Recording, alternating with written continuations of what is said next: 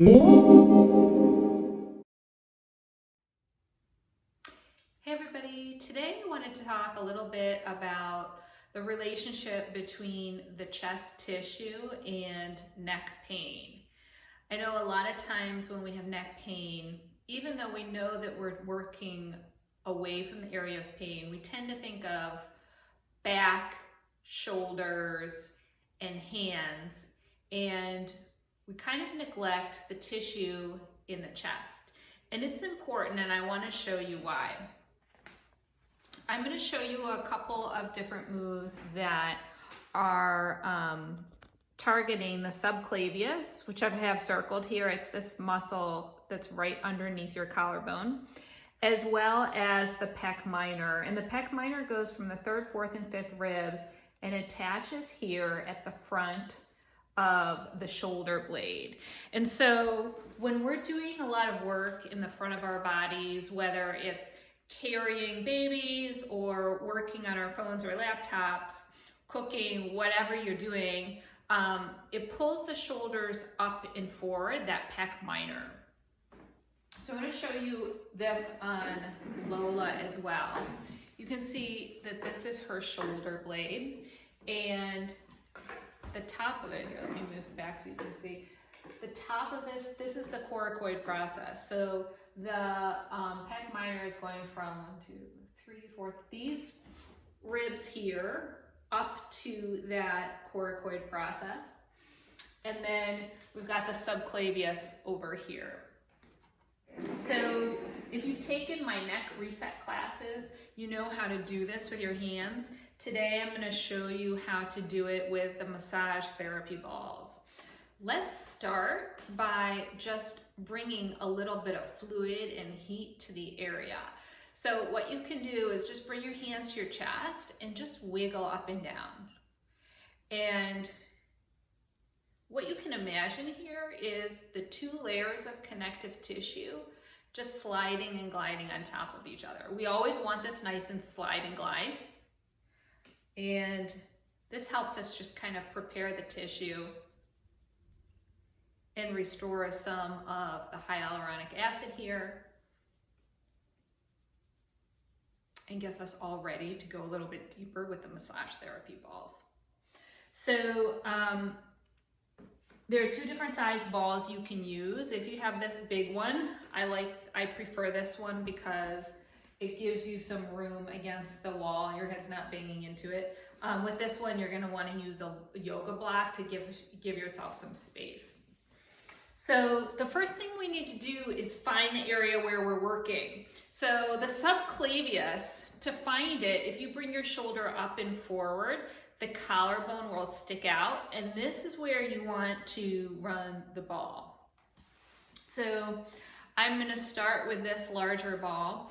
This is a great ball. You can buy these balls on Amazon. This one, it has some grip to it, so we can really grip and twist the tissue.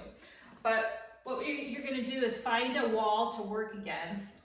And again, you're underneath the collarbone, and you're just going to start by gliding back and forth.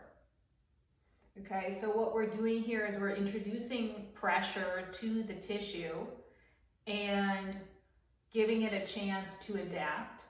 And we're also just kind of searching here to see, are there areas of tenderness? You might feel really tender here, like right here, I'm pretty tender. So what I want to do is get next to a tender area, and I'm going to do what's called a shear. I'm going to maintain the pressure, and I'm going to twist the ball. Okay, so now if you are unfamiliar, what you're doing is you're actually gripping the tissue, and the tissue is moving under the ball, and then you're going to hold it there. Pause and take a breath. And let's find another area. Ooh. So you might find a lot of areas here. Pause there. Twist the tissue and stay for a breath.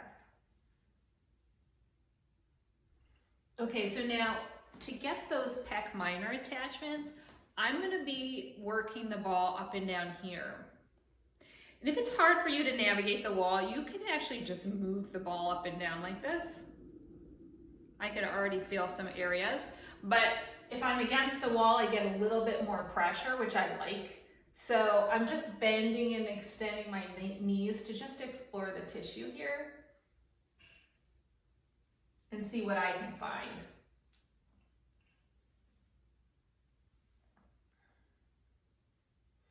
And then there are two ways to do a shear here. One is that direct shear, which I'm going to twist the tissue and pause and breathe. The other way is to do what's called an indirect shear, and I'm just going to bring my arm up and down, keeping the ball in that one spot. And here I'm just leveraging muscle to create a fluid exchange from bone to skin. And then pause there and breathe. All right, let's do the other side, and I'll show you how to do it with a smaller ball on this side.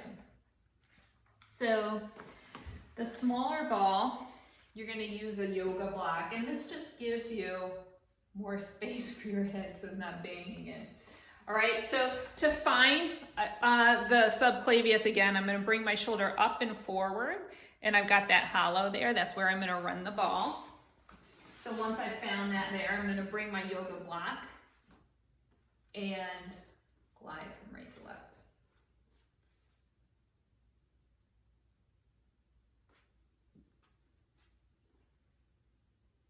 Oh. So remember, you're introducing the pressure. Just keep breathing here. This tissue, its function is to protect, support, and stabilize us. So we never want to go too deep or too fast. You want to introduce pressure so that the tissue knows that you're there for good reason. You're going to get a much better result that way. All right, so now edge up next to an area and go ahead and twist.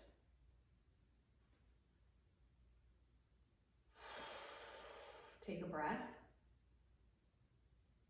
And let's find one more area. This ball is smaller. It's a little bit more focal in its pressure. It's a little more intense. Go ahead and shear here, twisting the ball. And remember, you want to pause and take a breath. Okay, so now I'm going to switch the block like this so I can glide up and down on the attachments of the pec minor.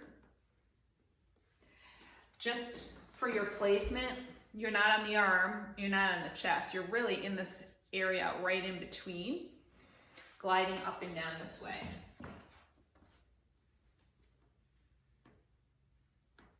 Oh, I just found a spot.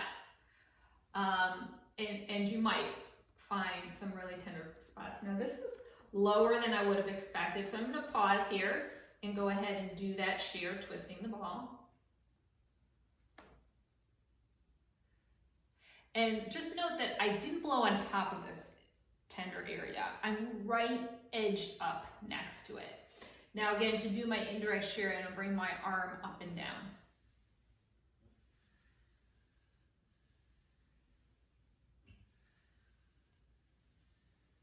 And pause there and breathe. Let's see if we can find another spot. Oh, that wasn't hard.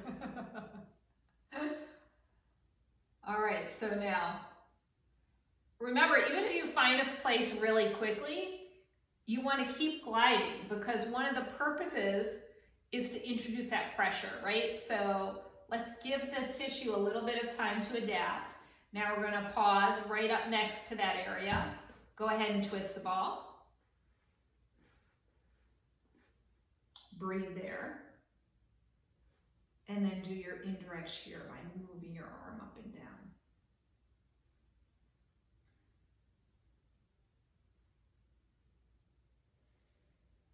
And pause there and breathe.